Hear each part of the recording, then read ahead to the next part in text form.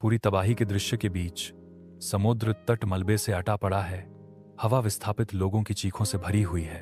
रवि खड़ा है, हाथ में माइक्रोफोन लिए। उसकी आवाज आपदा के केंद्र से रिपोर्ट करते हुए कांप रही है। रवि के पीछे विशाल लहरें खतरनाक दिग्गजों की तरह उठती हैं, जो थोड़े से बचे हुए हिस्से को निगलने की धमकी देती हैं।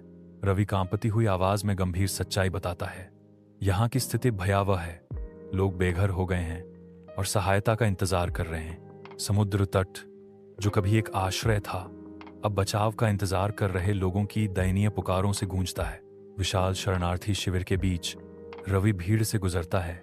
उसकी उपस्थिति आशा की किरण है। वह ध्यान से सुनता है, क्योंकि एक महिला बोलती है। उसके शब्द विस्थापित लोगों के साझा दुख और लचीलेपन की गूंज करते हैं। हमने सब कुछ खो दिया है, लेकिन हम हिम्मत नहीं हारेंगे। एक छोटा बच्चा बेतहाशा खोजता है।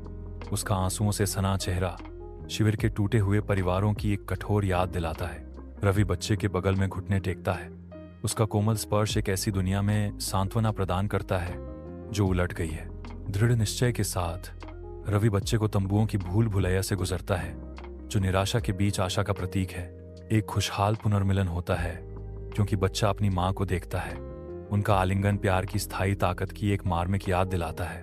रात के आवरण में समुद्र तट को आपातकालीन रोशनी की निरंतर चमक से रोशन किया जाता है, जो चल रहे बचाव प्रयासों के दृश्य पर लंबी नाचती छायाएं डालता है। रवि एक गंभीर नजर से दृश्य का सर्वेक्षण करता है।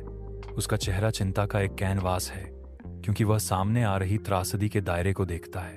अराजकता के बीच रवि के भीतर संकल्प की एक झलक जलती है, जो निराशा का सामना करते हुए आशा खोजने के लिए उसके दृढ़ संकल्प को बढ़ावा देती है। यह एक भयानक त्रासदी है। वह शुरू करता है।